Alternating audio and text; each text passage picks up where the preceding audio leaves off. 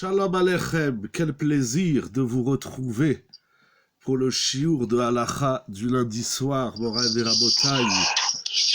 Si on peut couper les micros, c'est encore mieux, on s'entendra mieux, on sera amis. Voilà. Beruchim Abayim Yeshiva Zoom, lundi soir, shiur de Halacha. C'est un immense plaisir de vous retrouver pour échanger, partager, découvrir des sujets de Halacha que nous allons commencer tout de suite sans plus tarder. Il y a d'abord un petit constat. D'abord, nous sortons de Hanouka. C'est écrit dans tous les Sfarim que Hanouka, c'est la fête de Kabbalat Torah, de Torah Shebe'al Peh.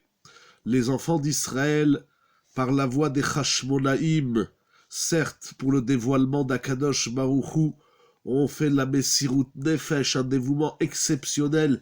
Ils se sont battus pour les valeurs de la Torah, ils se sont battus pour la pratique de la Torah et des mitzvot dont les Grecs nous avaient empêché de pratiquer, et notamment Shabbat, Rosh Chodesh et Brit Mila.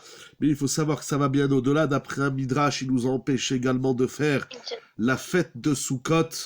Et le plus pire, c'était qu'ils voulaient déraciner la foi, la Emouna, de Akadosh Baruch Hu du clan Israël lorsqu'ils ont demandé d'inscrire sur la corne du taureau El Lachem Chelek Beloké Israël. Malheureusement, il y a encore des endroits où et des gens, et malheureusement au sein, à l'intérieur du clan Israël, qui veulent effacer et gommer toutes les valeurs de la Torah. Donc il faut se renforcer, Be'ezrat Hashem, encore plus, pour les Sita Shem Gadol Ve Kadosh.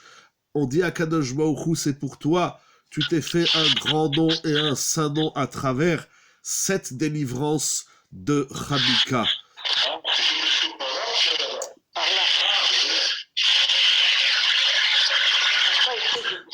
Si on peut éteindre les micros publics, Toda Rabba. Voilà, éteignez les micros. Vous avez un petit bouton à gauche pour éteindre le micro, s'il vous plaît. Merci beaucoup, Toda Rabba. Voilà, on entendra moins de friture. Et donc, Hanouka, c'est la fête de cette Yeshua qu'Akadosh Baruch Hu, il s'est fait à travers nous, le clan Israël. Par le biais des Hashmonaïm, Akadosh Baruch Hu, il attend de nous une Messirut Nefesh. Messirut Nefesh, c'est faire un petit peu plus que ce qu'on peut. Il y a une formule en français qui dit « tu fais ce que tu peux ». Ça, ce n'est pas de la Messirut Nefesh. Ça, ce n'est pas de la Torah. Dans la Torah, on ne fait pas ce qu'on peut, on fait toujours un peu plus. Et quand tu feras un peu plus que ce que tu peux, alors tu pourras faire encore beaucoup plus. Moraï Verabotai, Hanouka, à travers la lumière. Si on peut éteindre les micros, Toda Rabba, merci beaucoup. La lumière de Hanouka. Rashi, dans Masechet Shabbat, nous dit Haragil Mener. Déjà, l'Agma nous dit celui qui allume des Nerot, Havianlo Banim Talmidei Chachamim. Il aura des enfants qui suivront la voie, le chemin de la Torah d'Akadosh Baruch Hu Yitbarach Shemo. Rav Rabotai, il dit Rashi, de quelle lumière s'agit-il? Il s'agit des lumières de Shabbat et des lumières de Hanouka. Pourquoi? Parce qu'il est écrit Kiner mitzvah veTorah or. Shlomo HaMelech a dit Kiner mitzvah veTorah or. Notre lumière, celle qui nous éclaire durant tous les exils et qui nous éclaire dans toutes les obscurités, c'est la lumière de la Torah. Alors Baruch Hashem, on a compris cela.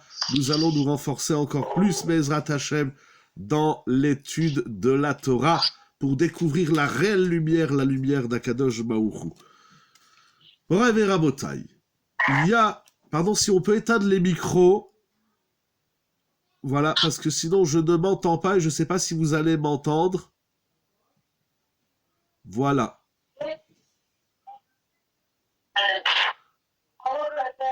Je ne sais pas s'il n'y a pas un moyen pour l'administrateur de couper les micros de tout le monde. Excusez-moi, mais c'est vraiment assez désagréable dans les oreilles et dans la concentration. Voilà, Toda Rabba. Non, ça passe pas. Ce soir, ça ça friture un peu. Voilà. Disais-je, il y a quelque chose d'intéressant dans la paracha de Vaïgash de cette semaine et de Miketz, donc de Miketz et Vaïgash, qui, donc dans ces rêves que Yosef Hatzadik a fait, dans ses rêves, qui va interpréter les rêves du pharaon, dans la descente de ses frères en Égypte et par la suite de son père, toute cette histoire dans la Torah de la retrouvaille de Yosef et de ses frères passe à travers la nourriture. C'est quelque chose d'incroyable. Il y a la famine en Égypte et dans les pays aux alentours, notamment en Canaan, ce qui va conduire Yaakov Avinu à dire à ses enfants d'aller en Égypte pour aller acheter de la marchandise, de quoi se nourrir. C'est incroyable que cette retrouvaille si importante et attendue se décide autour de la nourriture, ce qu'on appelle aujourd'hui la parnassa, la subsistance matérielle. Ce qui est intéressant également autour de cette nourriture, si importante au quotidien pour l'être humain, c'est également que Yosef Hatzadik, il va il va devenir Mishneh Lamelech, le second, il va seconder le roi d'Égypte, également parce qu'il sait gérer l'économie du pays, il sait gérer la production du pays pour nourrir tout un pays et également les alentours, ceux qui viendront acheter de la marchandise. Et c'est à travers tout cela que Yosef Hatzadik, comme il lui a dit, parole l'oraïti chacham benavon kamocha, je n'ai pas trouvé un homme aussi intelligent et brillant que toi, donc je vais te nommer Mishneh Lamelech. Donc la réalisation des rêves de Yosef se fait à travers la nourriture. La rencontre de Yosef et ses frères se fait autour de la nourriture et également la retrouvaille de Yosef et Yaakov se fait également autour de la parnassa, de la subsistance matérielle. C'est quelque chose qui m'a toujours interpellé. C'était en guise d'introduction. Pourquoi je dis cela ? Parce que je voudrais revenir sur une notion, on va le voir à travers une question de halakha très intéressante et des différentes opinions comme on a l'habitude le lundi soir. La Gemara nous dit dans Masechet Brachot, Daf Lamed He Amud Bet, Amar Rabbi Chanina bar Papa. Rabbi Chanina bar Papa enseigne la chose suivante. Kol hanehene mina olam hazeh belo beracha. Tout celui qui profite de ce monde sans réciter de bénédiction. Il prend un verre d'eau, un café, un bonbon, un couscous, etc. Tout aliment ou toute boisson qui est consommé sans avoir récité la beracha au préalable, ke'ilu gozel le Akadosh Baruch Hu. Ça s'appelle voler Akadosh Baruch Hu. C'est tout simplement incroyable. Et également, Vekneset Israël, c'est également considéré comme s'il avait volé la communauté d'Israël. Consommer un aliment ou une boisson sans réciter de bracha, ça s'appelle voler Akadosh Baruch Hu, ça s'appelle voler la communauté d'Israël. Sheneemar gozel avi veimo veomer en pesha en pasha chaver ou le ishmashrit. Tout celui qui vole son père et sa mère, et il dit ce n'est pas grave, il n'y a pas de faute à cela que de voler son père et sa mère, alors il est l'ami d'un homme destructeur. De quoi s'agit-il ? La Gemara explique. D'abord, Ve'en aviv ela akadosh baruch hu, lorsque Shlomo Amelech dans Mishlé nous dit que celui qui vole son père, alors c'est très grave. Qui est le père ici ? C'est Akadosh Baruch Hu. Shenemar alo ou avicha kadecha, comme c'est écrit dans Devarim, que Akadosh Baruch Hu, il s'appelle notre père, avicha. C'est pour ça qu'on dit avinu malkenu. Très bien. Ve'en imo, et qui est la mère dont il est grave de voler ? Et la Knesset Israël. Il s'agit de la communauté d'Israël, comme il est dit, Shema meni musaravicha ve'al titosh torat imecha. Donc ça veut dire que consommer un aliment ou une boisson sans réciter de bénédiction, on vole son père et sa mère. Il est bien évident, c'est pas le sujet de ce soir qu'on n'a pas le droit de voler ses propres parents génétiques, mais il y a un autre père et une autre mère qui s'appelle Akadosh Baruch Hu, notre père. Et notre mère, c'est le peuple d'Israël. C'est une gemara très profonde sur laquelle il faut passer plus de temps, bien évidemment. Et donc, celui qui mange et qui boit sans réciter de bénédiction, il a volé Akadosh Baruch Hu et il a volé le peuple d'Israël. c'est tout simplement incroyable. Demande la Gemara, et qu'est-ce que ça veut dire chaver ou les ish mashrit? Alors celui qui ne récite pas de bracha, je dis pas que c'est pour cette raison qu'il y a eu la famine en Canaan. Je dis juste qu'en Canaan et en Égypte, il y a eu la famine. Cette famine va conduire Yosef à devenir le roi d'Égypte, le seconder le roi d'Égypte, à retrouver ses frères et son père, et tous ses rêves vont se réaliser. Et ensuite, il y a toute l'histoire que nous allons voir dans Vaïchi et Shemot. Je dis, c'est intéressant que tout cela tourne autour du repas de la subsistance matérielle. Donc je reviens à la Gemara, celui qui consomme un aliment ou une boisson sans réciter de bénédiction, il est l'ami, il a volé à Kadosh Baruch Hu et le peuple d'Israël, et il est l'ami d'un homme destructeur, d'un voyou, d'un bandit, d'un chef de la mafia. Qu'est-ce que cela veut dire? La Gemara explique à Rabbi Hanina bar Papa, Chaver'u le Yerovam ben Nevat. Nous allons voir tout de suite. Très bonne remarque, nous récitons une bénédiction pour bénir Akadosh Baruch Hu. C'est une très grande question, c'est une étude très profonde. Dans le Rashba, il y a une choix du Rashba, dans le Nefesh HaChaim et d'autres commentateurs, mais je vais répondre à votre question, je finis juste le texte de la Gemara. Il dit Rabbi Hanina bar Papa, donc il est l'ami, il se joint au programme de destruction de Yerovam ben Nevat. Yerovam ben Nevat, c'était un des rois d'Israël, Jéroboam, comme ça ils traduisent ceux qui ne sont pas hébraïsants. Qu'est-ce qu'il a fait? Chez Ishrit et Israël les Aviem Sheba Shamaim. Il a détruit, il a abîmé la relation qu'a le peuple d'Israël envers Akadosh Baruch Hu, c'est-à-dire que Yerovam ben Nevat, il a fauté et il a conduit le peuple à la faute, comme c'est raconté dans le livre de Melachim les rois 1, dans les chapitres 12 et 13. Il a fauté par la Avodazara, il a commis l'idolâtrie, et il a entraîné le peuple d'Israël à commettre l'idolâtrie, parce qu'il empêchait même les pèlerins des 3 fêtes de monter à Yerushalayim, Ira Kodesh au Beth Amikdash. Et donc, ce qui est incroyable dans cette Gemara, c'est que la Gemara assimile l'absence de bénédiction avant la consommation d'un aliment et d'une boisson, premièrement, à l'interdiction de voler, et deuxièmement, à l'interdiction de la Avodazara. C'est tout simplement ahurissant. Ne pas réciter une bénédiction, ça s'appelle voler à Kadosh Baruch Hu, ça s'appelle voler le peuple d'Israël, et ça s'appelle j'arrive tout de suite à vos questions, Morav et Rabotai, et ça s'appelle commettre la Avodazara. C'est tout simplement incroyable. Alors, les Mefarshim expliquent que lorsque nous récitons une bénédiction, nous renforçons notre émouna, notre foi, comme nous l'avons dit à travers la fête de Hanouka et à travers tout l'événementiel du peuple juif. Et celui qui ne récite pas de bénédiction, c'est comme s'il a commis la Avodazara. C'est très grave ce qui est écrit dans cette Gemara. C'est immensément profond. Qu'est-ce que ça veut dire voler? Alors, il y a eu quelques remarques sur l'écran. Chazak ou Baruch, le Maharsha explique, si je le retrouve, je le lirai dans les mots. Il dit le Maharsha, chez Abrachot, parce que lorsqu'on récite une bénédiction, donc les bénédictions que nous récitons, entraînent l'influence de la bracha d'en haut. C'est lorsqu'on fait une bracha ici en bas, on ouvre les vannes célestes qui vont laisser la bénédiction que Akadosh Baruch Hu veut nous envoyer dans ce monde, et la bracha descend à la pérote chez Mevarechim Alehem, sur les fruits, sur lesquels, les aliments donc, ou les boissons, sur lesquels nous récitons la bénédiction. Les chaïm, j'ai déjà fait la bracha. Donc ça, c'est la Gemara. Ce que je voudrais dire, bon bien sûr vous avez compris, cette Gemara est extrêmement profonde, il faut expliquer tout cela. On a volé la bracha. Alors pourquoi ça s'appelle voler à Kadosh Baruch Hu?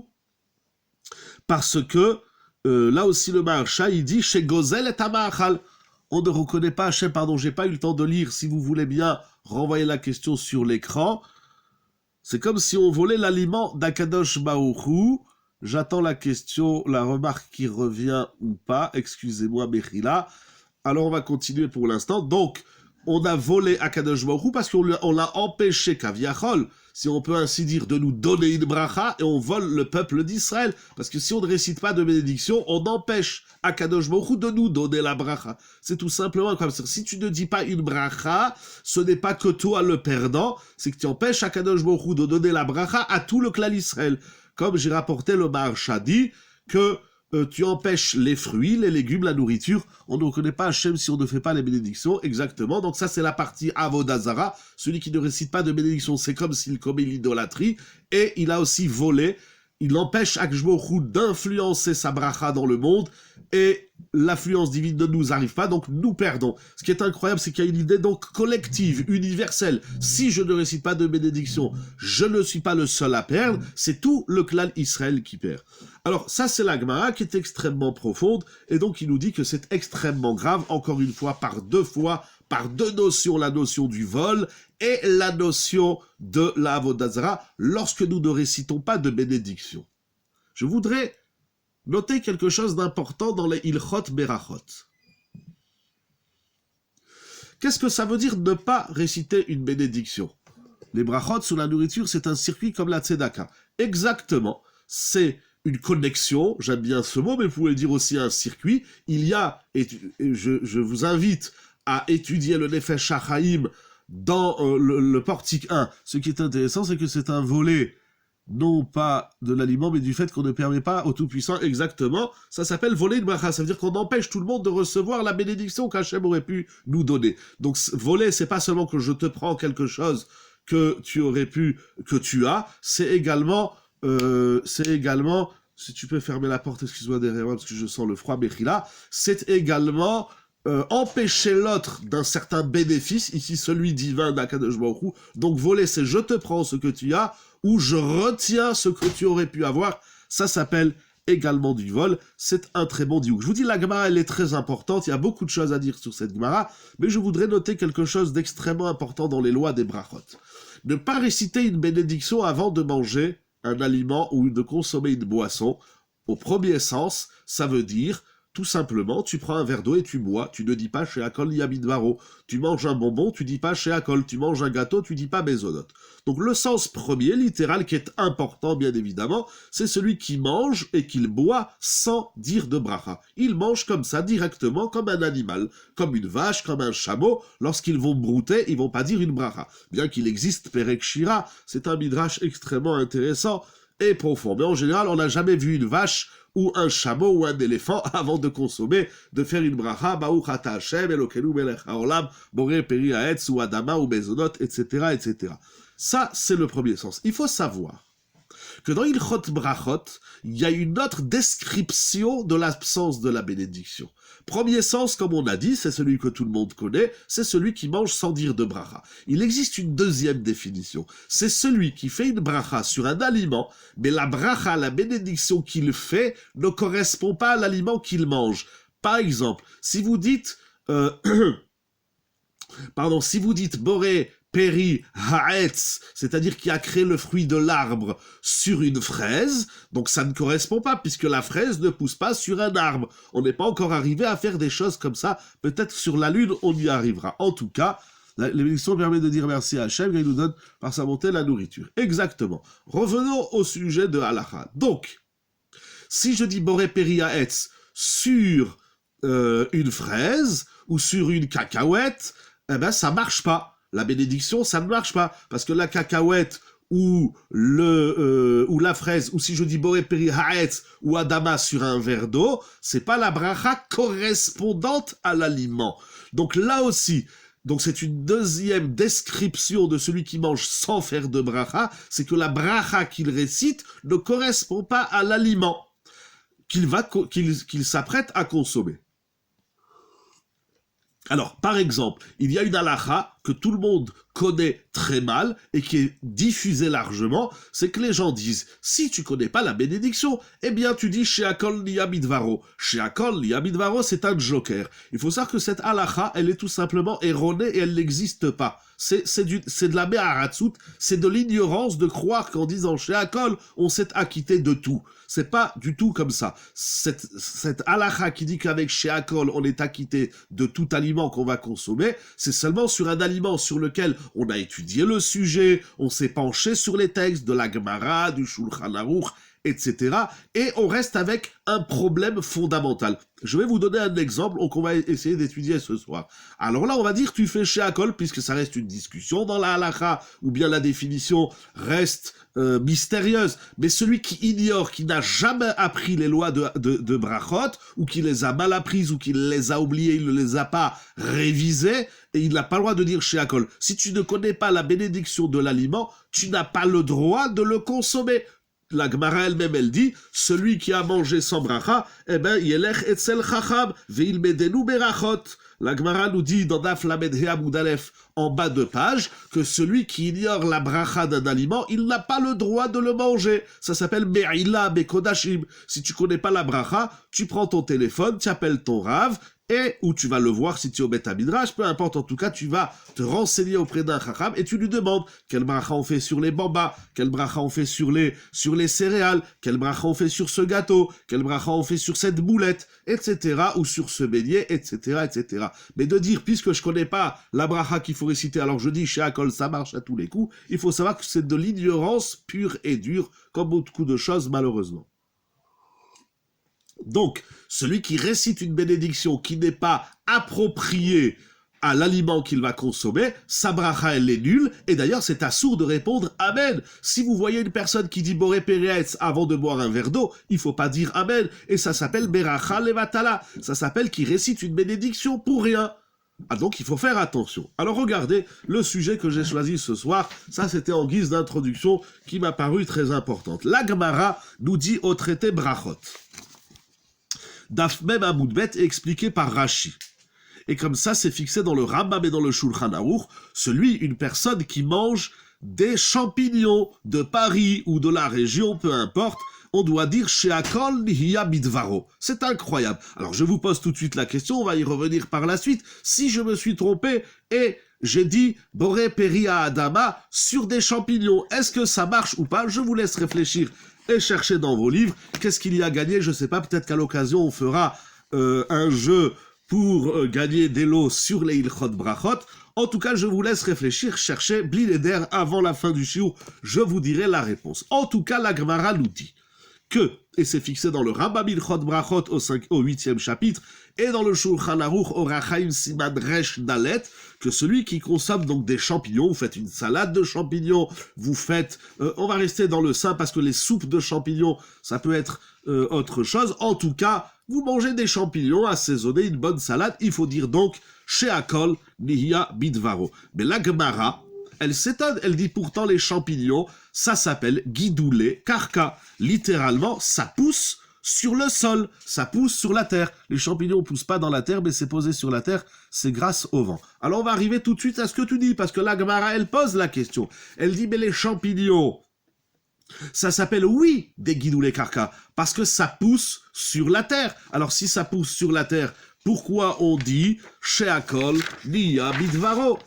Et la Gemara répond, elle dit Mirba Rabu Me'ara Minke Lo Yanke Me'ara. Littéralement, il pousse de la terre, mais n'absorbe pas de la terre. D'où ça pousse? Toi, tu as dit le vent.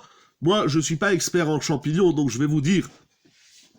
Ah oui, ce que tu dis, je l'avais lu, c'est la moisissure. Voilà, si vous voulez. Il y en a qui expliquent que c'est le vent, Mina'avir, ça pousse de l'air.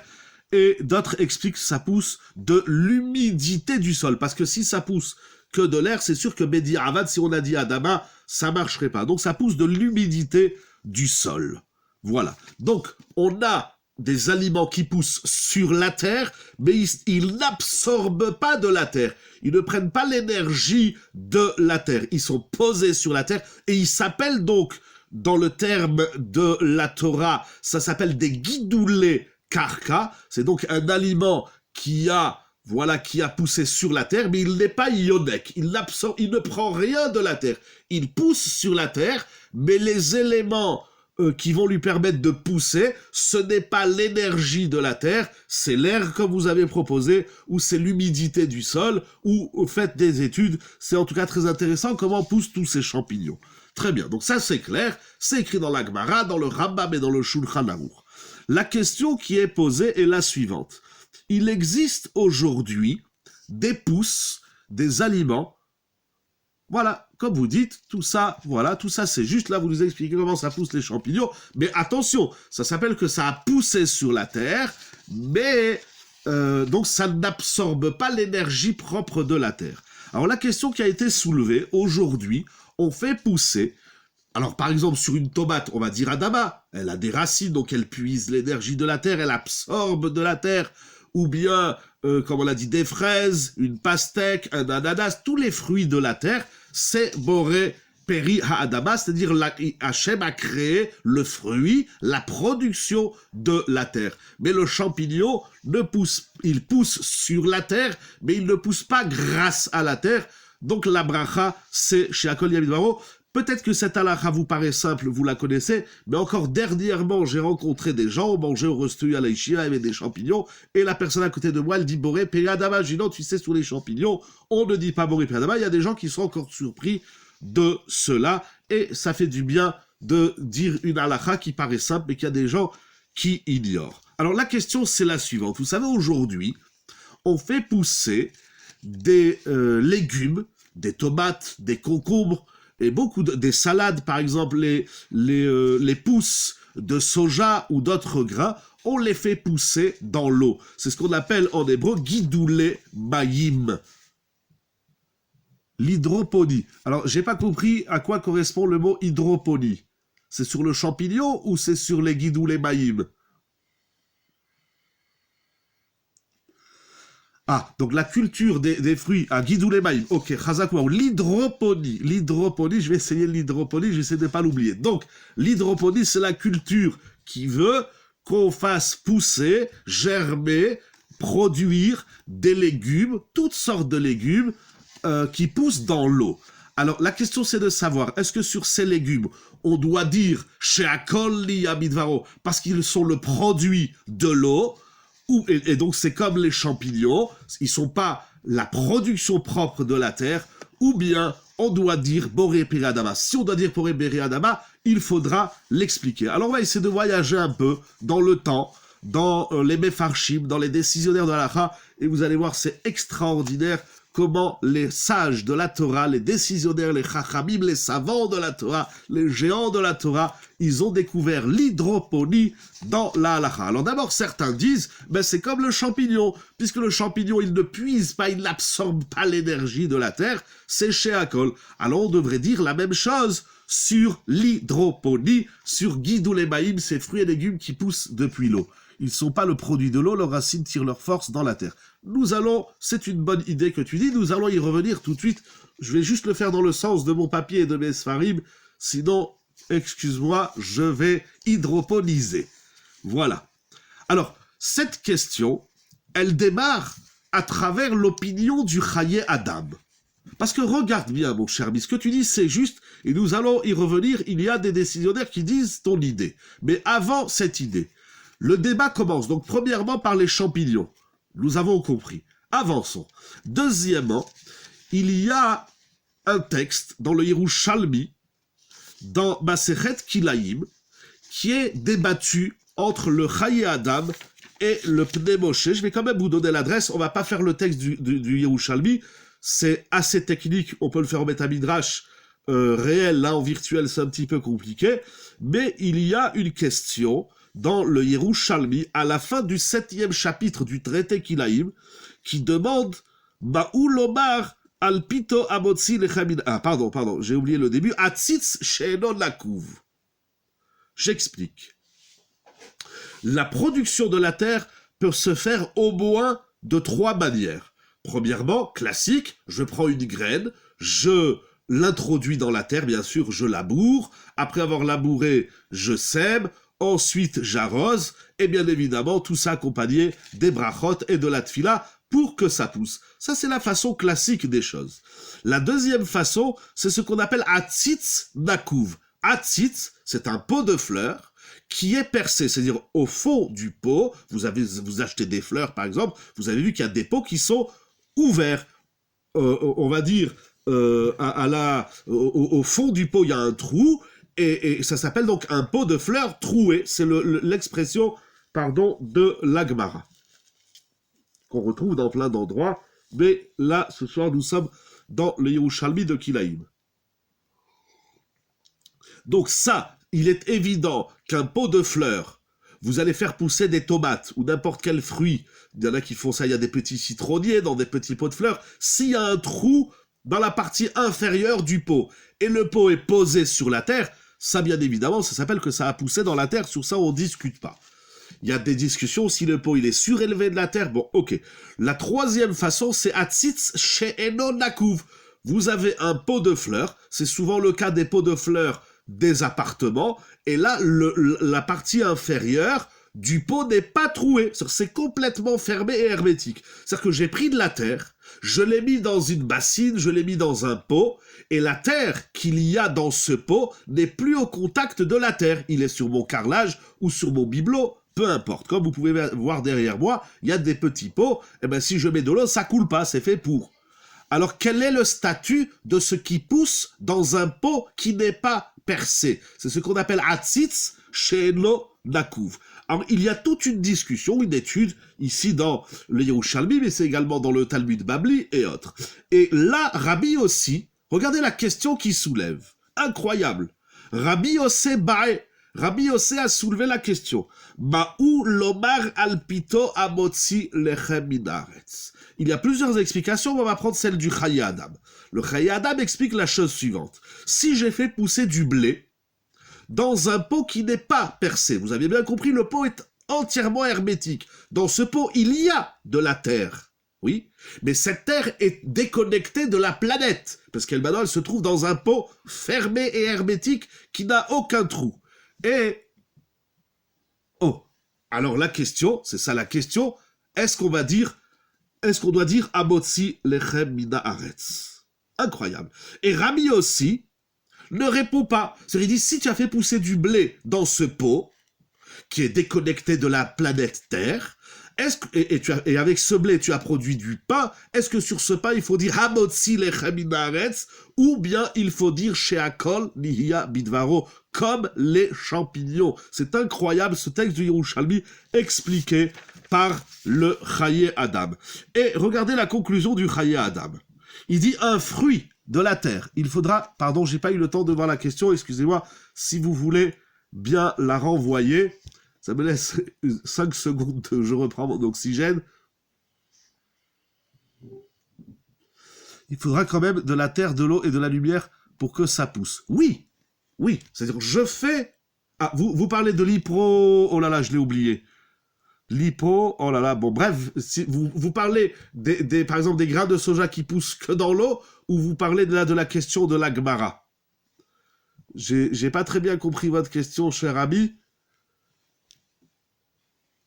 Hydroponie. Oh là là, il faut que je l'écrive sur mon papier, parce que sinon, je vais pas obligatoirement la retenir. L'hydroponie, excusez-moi. Hein, excusez-moi, hydroponie. Voilà. Ah, j'ai pas... Excusez-moi, je suis désolé, cher ami. Vous me dites oui sur quoi? Oui sur ce qui pousse dans l'eau ou oui sur ce qui pousse dans le pot fermé hermétique?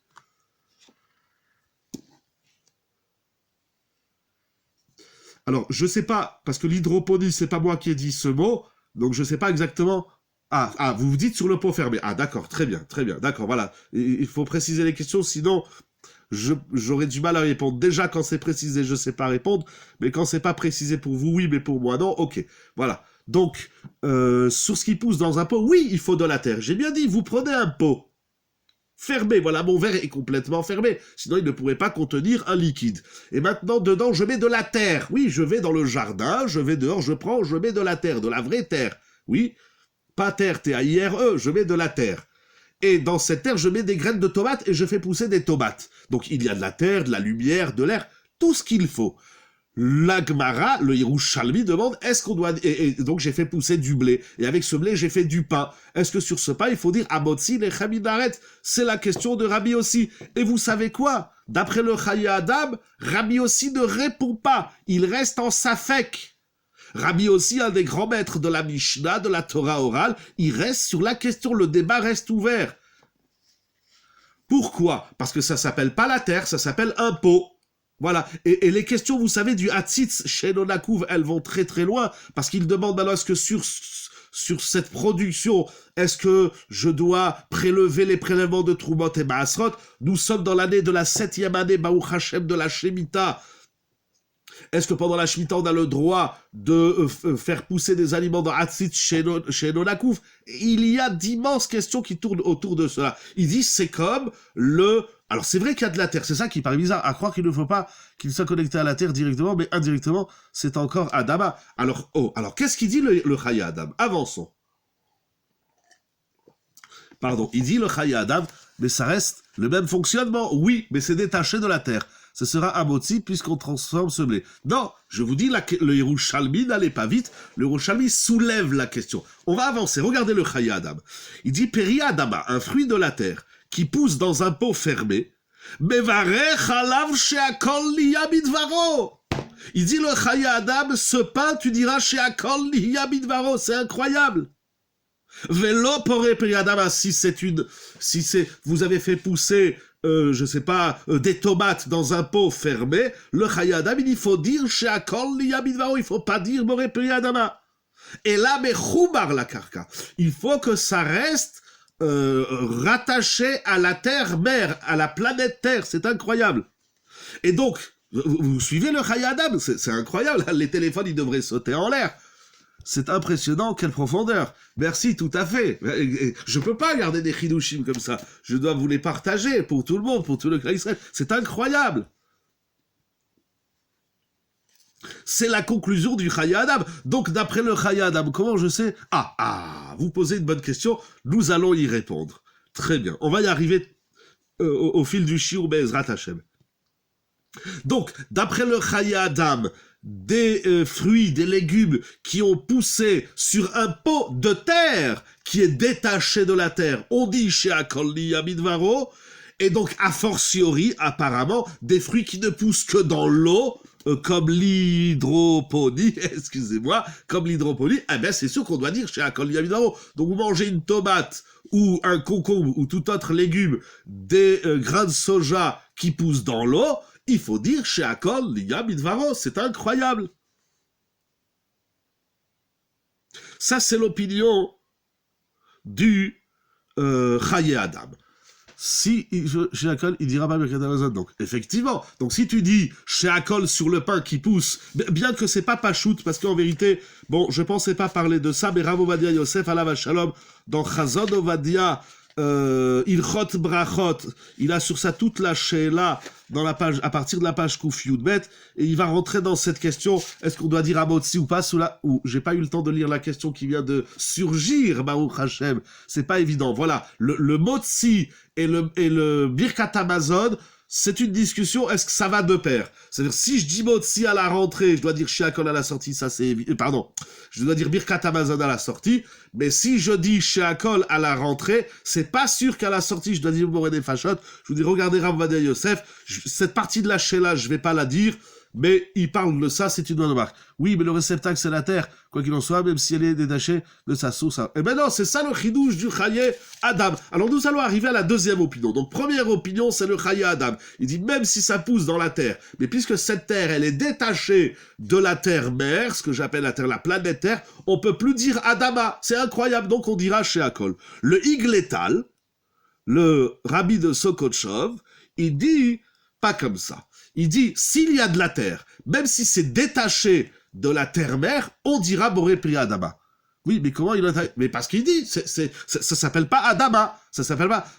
Parce qu'il dit qu'il y a une différence, mais je sais pas si je l'ai ici. J'ai pris Adama. Non, je l'ai pas ici, mais parce qu'il veut dire qu'il y a une différence entre Adama et Eretz.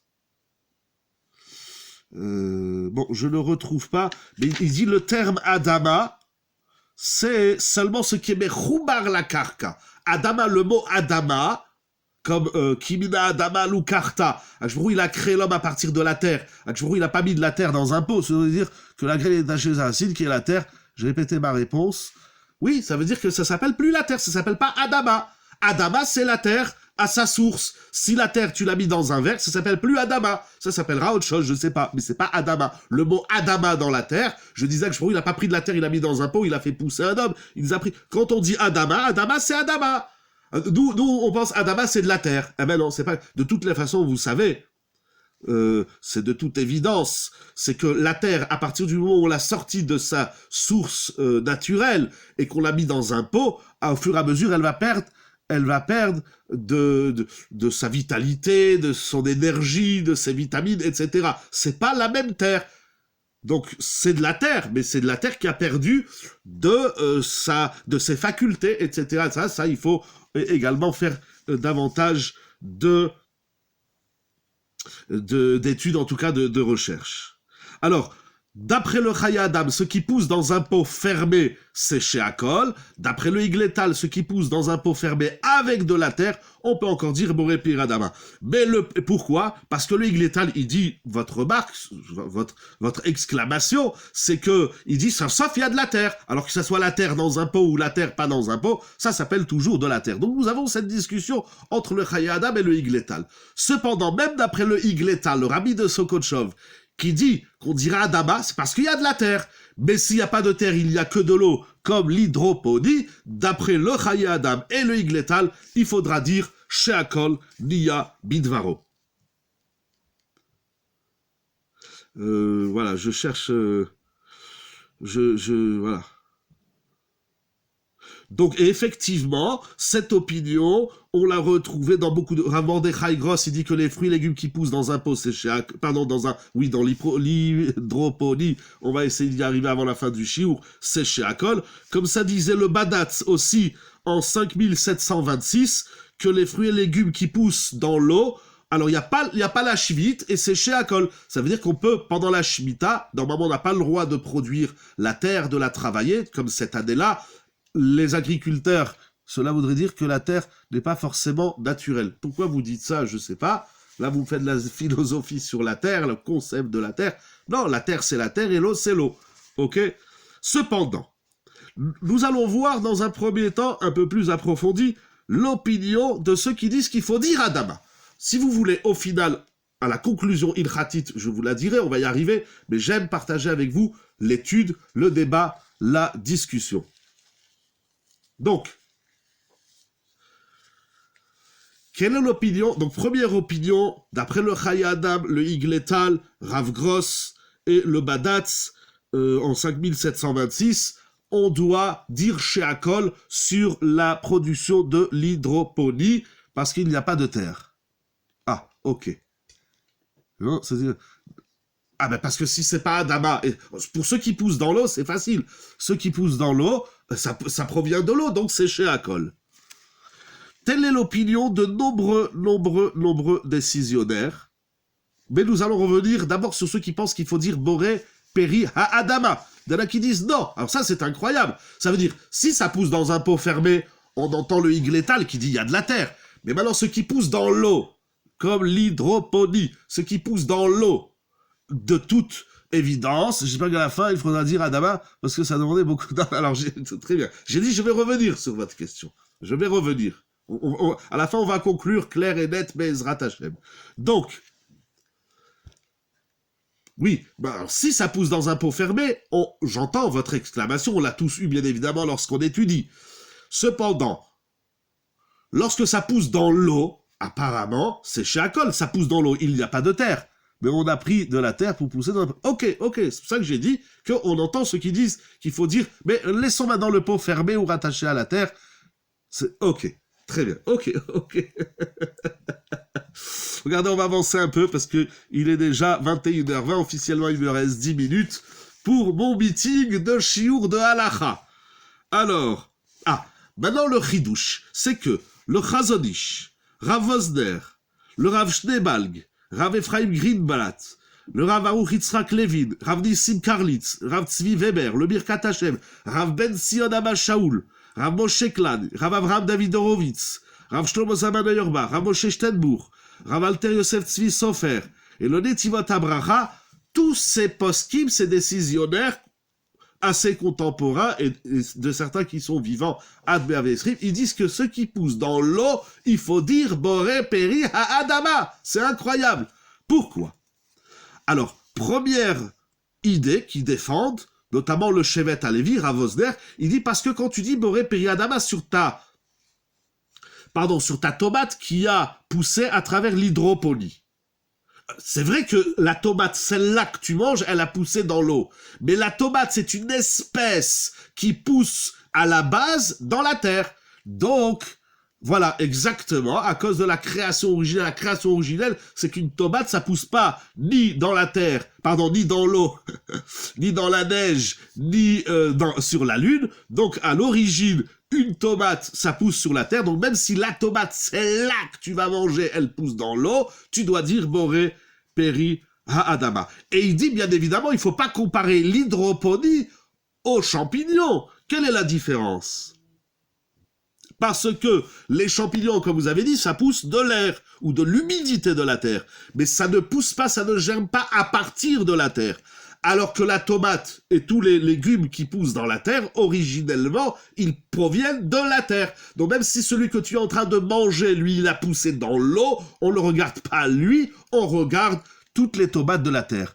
De manière humaine, de l'eau et de la terre, ceci qui toute la terre, donc, des primes. Ouh là là, qu'est-ce que tu as écrit? J'ai pas compris ce que tu as écrit. J'avance un petit peu, si vous voulez renvoyer les questions avec plaisir. J'essaye d'avoir un œil sur les écrans, parce que j'ai 2 écrans, et sur le texte. Rav Ben Sion Abba Shaoul, il n'est pas d'accord avec Rav Wosner. Il dit non, cette tomate qui a poussé dans l'eau, tu vas dire Adama, mais pas pour la raison qu'il a dit Rav Wosner, qu'on regarde le mille Adama. Parce que la bracha, comme on l'a dit au début du shiur, elle doit être appropriée à l'aliment que tu es en train de manger, pas sur l'espèce de l'aliment. Quand je dis Boré Pri Adama sur la tomate, je dis Boré Pri Adama sur la tomate que je mange, pas sur la tomate originelle de la création. Nous dit Rav Ben Sion Abba Shaoul, non pas comme Rav Wosner. Donc c'est incroyable cette discussion. Rav Wosner, il dit quand tu dis Adama sur la tomate, tu es en train de dire Adama sur la tomate. La tomate originelle, la création, Hachem, il a créé la tomate. La même chose, tous les fruits et légumes. Rav Ben Sion Abba Shaoul dit non. Quand tu dis Adama sur une tomate, tu dis pas Adama sur toutes les tomates de la planète. Tu dis Adama sur la tomate que tu es en train de manger. Donc si ça là vient de l'eau, tu aurais dû faire Shiakol. Eh bien, Rav Ben Sion, il dit, je suis pas d'accord avec l'idée de Rav Wosner, mais je suis d'accord avec sa conclusion. Pour une autre raison. Quelle est la raison? Il dit quelque chose d'ingénieux.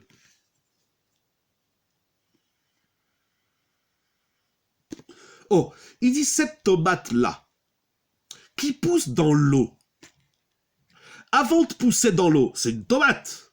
Cette tomate que tu l'as achetée au supermarché, c'est pas au champ Carrefour, Leclerc, etc., ou Lidl, ce que vous voulez, qui ont créé des tomates. La tomate originelle, elle vient de la terre.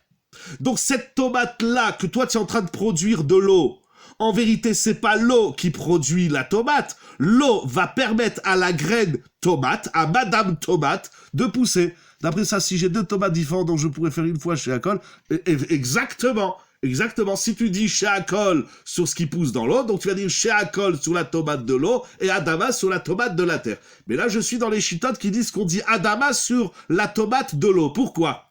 Il dit Rav Ben Sion Abba Shaoul, parce que cette tomate-là qui a poussé dans l'eau, elle a des graines.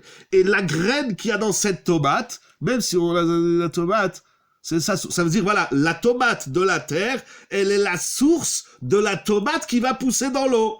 C'est incroyable. Pourtant, il dit, tu fais la bracha sur la... Oui, alors je fais.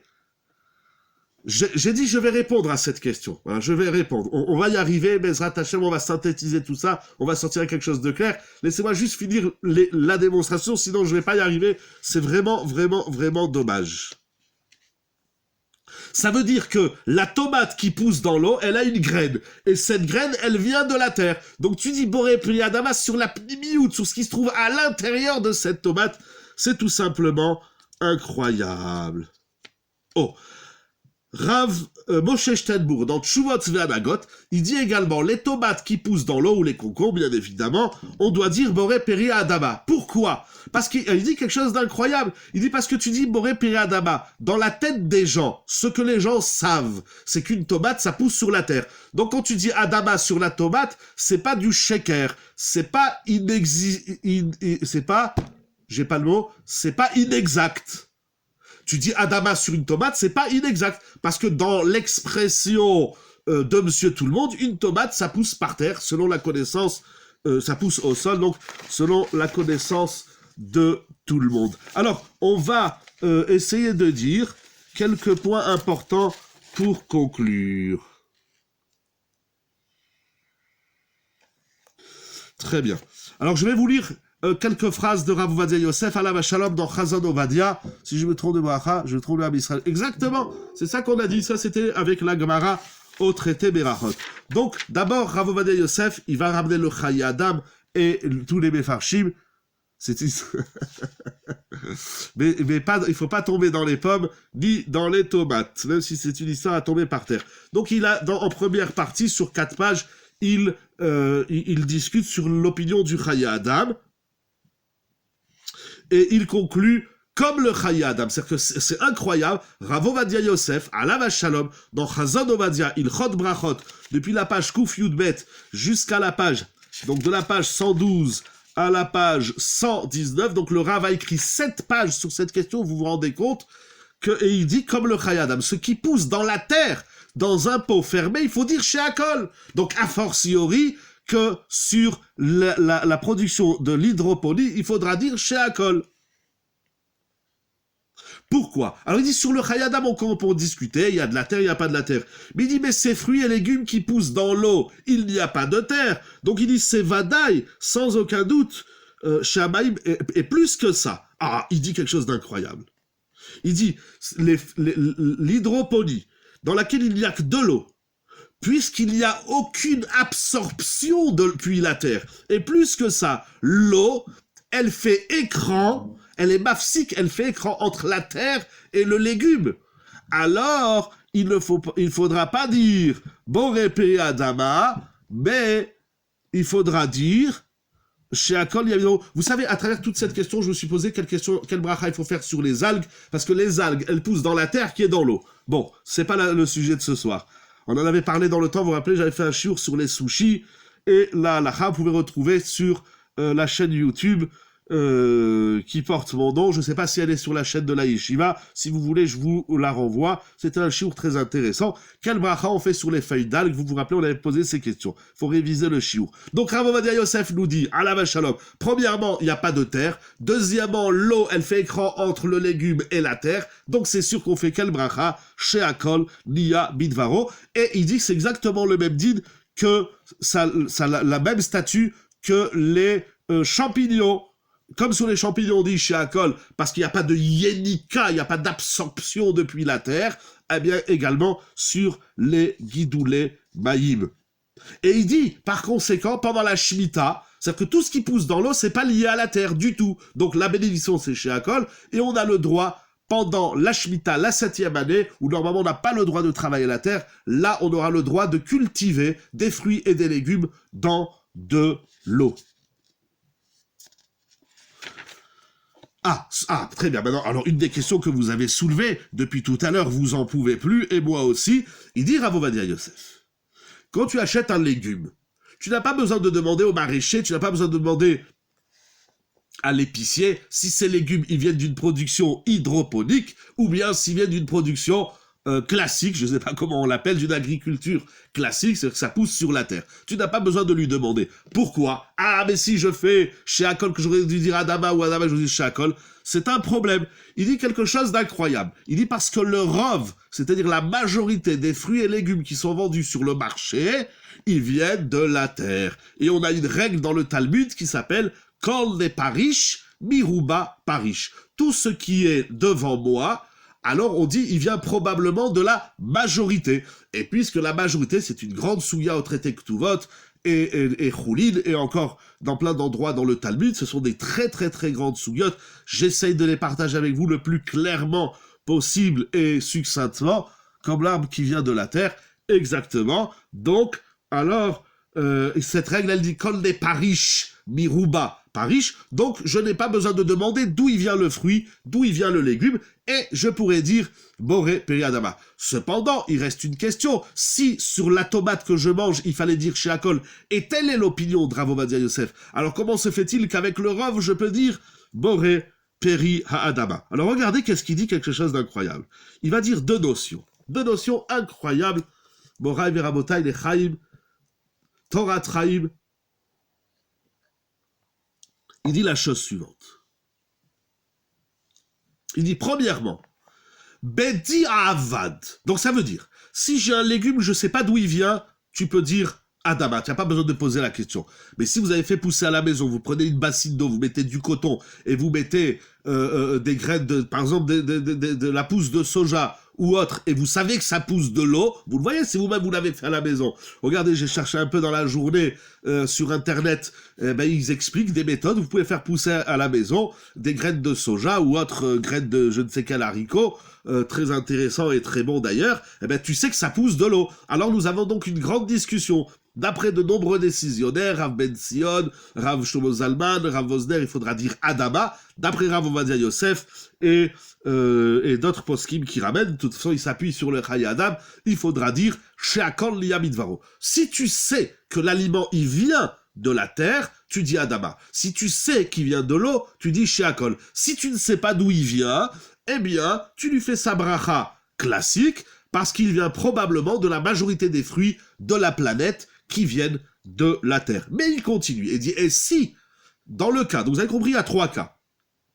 Si ma tomate, elle vient de la terre, elle n'est pas dans un pot fermé, elle vient de la terre, agriculture de tomates, ça c'est pas chout, c'est boré péri, ha-adama.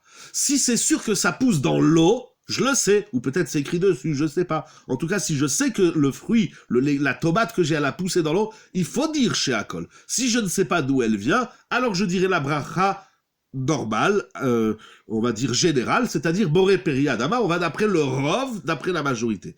Maintenant, dans le cas où mon fruit, ma tomate, on va la prendre en exemple, cette belle tomate, Madame Tomate, je sais qu'elle a poussé dans l'eau. Il a dit, Rav Benu Ovadia Yosef, tu diras, Sheakol Liya Midvaro. Il dit maintenant, Bedi Avad, a posteriori, tu t'es trompé, et sur la tomate, tu sais qu'elle pousse dans l'eau. Tu aurais dû dire Sheakol, tu t'es trompé, tu as dit Boré Peri Adama. Est-ce que tu es acquitté ou pas? Parce que dans Ilchot Brachot, il y a deux niveaux. Il y a ce qu'il faut faire a priori, et il y a a posteriori, si je me suis trompé de bénédiction. Il y a des cas où la bénédiction que j'ai prononcée par erreur, il y a des niveaux d'ignorance acceptés et d'autres pas. Oulalala, vous m'attirez vers un terrain, c'est le cas de le dire, extrêmement glissant, parce que je suis d'avis qu'il n'y a pas de taux d'ignorance tolérable, mais voilà, c'est pas le sujet, c'est un grand débat. En tout cas, je vous dis là, c'est écrit dans le rabbin, c'est écrit dans le Shulchan Aruch, que celui qui connaît, c'est la Gemara dans Brachot, celui qui connaît pas la bracha, il n'a pas le droit de manger. Voilà, si tu es ignorant, tu manges pas. Comment tu fais? Ben, il faut devenir Talmid Chacham, tout simplement. Voilà, aujourd'hui c'est pas compliqué dans Vaïnchela, nul n'est censé ne pas connaître la loi, si tu veux par exemple, en tout cas, nul n'a le droit de manger sans connaître la bracha, ça c'est clair et c'est évident. Aujourd'hui c'est facile, avec un WhatsApp vous pouvez poser une shela à un rave qui est de l'autre côté de la planète, on peut même lui envoyer des photos pour qu'il nous réponde aux shelot, ou on peut, il faut apprendre, voilà, il faut étudier la Torah. Bezrat Hashem qu'on y arrive tous, comme ça on sait répondre à ces Ilchot Brachot. Alors il dit Rav Ovadia Yosef, si ta tomate elle a poussé dans l'eau et tu le sais, tu dois dire Sheakol. Et si ta tomate sur l'origine de l'aliment s'acceptait mais pas sur la nature, oulala, là ça fuse de questions, c'est une question à la base d'Allah ça fait ok. C'est pas faux. Non, ça j'ai dit. Ok. Je défonce les Abé Aratzot qui croient que Sheakol c'est un joker. Mais on a déjà dit, j'ai déjà dit que si qu'il y a des cas où, mais c'est pas de la Béharatzut, c'est les cas où on dit Sheakol c'est un joker, c'est pas de la Béharatzut, au contraire, c'est de la Talmid Chachamiout. La différence entre un Talmid Chacham et un Hamaretz, c'est pas dans ce qu'ils font, mais c'est dans le pourquoi ils le font. Alors le Hamaretz, comme il connaît pas la culture et le pourquoi, alors il va utiliser l'Acha à mauvais escient. Regardez, on sort de Hanouka, mais je vous ai dit de m'attirer pas vers ce terrain, parce que c'est une immense souya, le réceptacle c'est toujours la terre. Effectivement, la terre, elle s'appelle Mekamel. Moraï Verabotai. Juste un petit exemple, on sort de Hanouka. Vous savez, normalement, dans la halakha Dina de Gemara, c'est d'après le Talmud, la menorah de Hanouka, les Nerot de Hanouka, on doit les allumer à l'extérieur. Alors, si on est en étage, bon, on va pas refaire maintenant tout Ilchot Hanouka, mais il faudrait les réviser avant Hanouka de l'année prochaine. Ok. Entre-temps, on aura Bezrat Hashem, tout Bishvat, Purim, et Pesach, et Shavuot, etc., etc. Ok. Il vaut mieux dire la bracha classique. Ça, j'ai dit, dans le doute, on dit la bracha classique. Là, je parle d'un fruit dont je sais qu'il vient de l'eau, d'après Rav Ovadia Yosef et beaucoup d'autres poskim, il faudra dire chez Akol Liya Midvaro. Alors, regardez, donc, normalement, la lumière de Hanouka, il faut les allumer à l'extérieur. Donc, ça veut dire que vous avez une maison qui a une porte, par exemple, qui donne du côté nord. Alors, il faut allumer la menorah du côté nord. La Gemara dit, mais maintenant, si un bonhomme, il a deux portes, ça arrive dans les maisons individuelles, ou peut-être même dans les immeubles, si vous achetez 4 appartements et il y a 4 portes, alors combien de lumière de Hanouka on doit allumer? Par exemple, vous avez une porte côté nord et une porte côté sud, ou est, ou là où vous voulez. La Gemara dit, il faut allumer 2 lumières. C'est incroyable. Pourquoi? Mais j'allume une lumière. La Gemara dit oui, parce que si ton voisin, il passe du côté nord et toi que tu as allumé au sud, qu'est-ce qu'il va dire? Il va dire, ah, tu as vu, le rabbin, il n'a pas allumé. Il sait pas, il va même pas penser que tu as allumé de l'autre côté. Et vice versa, si j'allume au nord pour les nordistes, alors les sudistes, ils vont dire « Ah, tu as vu, le rabbin, il n'a pas allumé. » Alors quand il y a 2 portes, il faut allumer 2 ménorotes. C'est tout simplement incroyable. Donc, le taux de Hamaretz, il n'est pas très élevé. Il faut étudier la Torah. On tient compte, bien évidemment. C'est pour ça qu'on est là pour étudier la Torah. C'est pas au revoir, c'est pas SOS Amé Haratzut. Bien sûr, et on est là pour apprendre. Bon, Rabbi Rabotai, pour terminer, j'ai beaucoup encore à dire. Si vous voulez, on fera un chiour. C'est quoi un Maharet, c'est quoi un Talmid Racham, Blineder. En tout cas, il dit Rav Ovadia Yosef. Voilà, laissez-moi juste conclure, mon Rabotai, il est tard. Je me suis promis de pas trop tarder. C'est donc la chose suivante. Si mon légume, il pousse dans l'eau, voilà. Donc, il avait exactement... Donc, Abraham Avidou, il avait 4 lumières de Hanouka. Ok, Yacholiot. En tout cas, il avait 4 invités qui venaient de 4 portes. Bon, bref. Ok.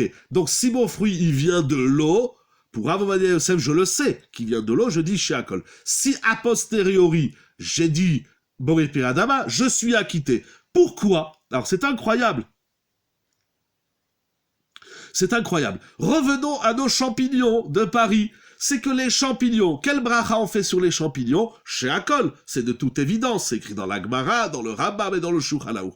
Maintenant, la question a été soulevée, et on va terminer sur la réponse claire et nette, on va pas débattre plus longuement, il est déjà très tard, Moraï et Rabotai, on a dit beaucoup de choses ce soir, Baruch Hashem, et maintenant, si je me suis trompé, alors vous avez trouvé la réponse, si quelqu'un se trompe, et sur un champignon, au lieu de dire chez Akol, il a dit Boré Piri Adama, quel est le did? Oui, quoi? Écrivez-moi des réponses pas trop longues.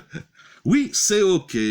Alors, si vous avez quelle page de Chazon Ovadia Ilchot Brachot? C'est bien, il faut tricher. Quelle page? Vous avez le Chazon Ovadia sous les yeux. Parce que Rav Ovadia Yosef, ah, vous voulez pas répondre. Ok. Alors, je vais vous dire qu'est-ce qu'il dit Rav Ovadia Yosef, quelque chose d'incroyable. C'est pas la page que vous avez dit. Ah non. Je vais pas vous donner les réponses, c'est ça le jeu. Bon, Rav Ovadia Yosef, Alava Shalom. Ok. Il dit à la page Chazon Ovadia Ilchot Brachot, page Kouf Nun Gimel, si sur des champignons sur lesquels on doit dire Sheakol, si on s'est trompé et on a dit Boré Piri Adama, quel est... On est acquitté, qui c'est qui dit mieux, qui c'est qui dit pire, alors c'est une grande discussion, le Aruch HaShulchan et le Kaf HaChaim disent qu'on est acquitté, je vais pas faire toute la démonstration, le temps avance, mais la conclusion de Rav Ovadia Yosef, c'est que celui qui a dit Boré Piri Adama sur un champignon, lo yatsa, il n'est pas acquitté. Incroyable, hein? Ah, mais il dit Rav Ovadia Yosef, voilà le génie, le Gaon, il dit Rav Ovadia Yosef, si sur le champignon tu as dit Adama, tu n'es pas acquitté. Mais si sur le fruit qui pousse dans l'eau, au lieu de dire chez Akol Tiadi Adama, là on peut s'appuyer sur la Aruch HaShulchan et le Kaf HaChaim que tu es acquitté, parce que de toutes les façons, il y a plein de poskim, comme nous l'avons démontré, qui disent que sur les fruits qui poussent dans l'eau, on a le droit de dire Boré Peri Ha'adama. Parce que c'est comme les champignons, et c'est pas tout à fait comme les champignons, je vous laisse là. 3 petits points et 3 points d'exclamation pour la gloire d'Akadosh Baruchou. C'est une question d'éléments de la source de l'élément. Voilà, c'est ça qu'on a travaillé ce soir. Alors c'est intéressant de le voir au niveau moussari, philosophique, intellectuel, mais également de voir que ça prend une place, excusez-moi, dans la halacha. C'est passionnant. C'est l'étude que je voulais étudier avec vous ce soir. Donc on dira que les fruits et les légumes qui poussent dans l'eau, c'est une grande discussion qu'Al Bracha en fait. De nombreux décisionnaires disent qu'on dit Sheakol. De nombreux décisionnaires disent qu'on fait Boré Piri Adama. Si Bedi Avad, on a fait Boré Adama, on a acquitté pour tout le monde. Apparemment, il y a d'autres chitotes. Mais en tout cas, je voulais surtout partager avec vous cette réflexion tout aussi passionnante que toraïque, que magnifique, que divine d'Akadosh Baruch Hu. Baruch Asher Bahar Banu Mikol Hamim, je vous ai choisi parmi toutes les nations pour nous avoir donné cette Torah qui est tellement belle, et on voit qu'on rentre dans le moindre détail, dans la tomate, où elle a poussé, quel est le grain de la tomate, etc., etc., qu'Akadosh Baruch Hu écoute toutes les tfilotes du clan Israël, toutes les brachot du clan Israël. J'espère que j'ai répondu à vos questions, mais j'espère surtout que j'ai suscité en vous d'autres nouvelles questions, Bezrat Hashem. Je vous dis à une prochaine aventure dans Yeshiva Zoom, le tout pour la gloire d'Akadosh Baruch Hu. Bishemer Hatkol HaKadosh Hazeh, ou Bishemer Avtonar Mam Sadeko, il va Hatkol HaKadosh Hazeh, que je vous prie dans la bracha, toute l'équipe de Yeshiva Zoom, à tous les participants et participantes. Ce soir, Baruch Hashem, tout le monde a gagné des chidushim inouïs et exceptionnels. Encore une fois, Lecha Asita Shem Gadol Vekadosh Hazeh. Merci beaucoup, Todaraba. C'est Akadosh Baruch Hu, il s'est fait un nom à lui. Tout ça pour la gloire, le Kavod Hashem. Bonne soirée. Bessorot Tovot, que la lumière de Hanouka continue de nous guider à travers Kider Mitzvah et Torah. Or, la lumière de la Torah. Merci. Kol Tuv V'Chavat Tzlacha.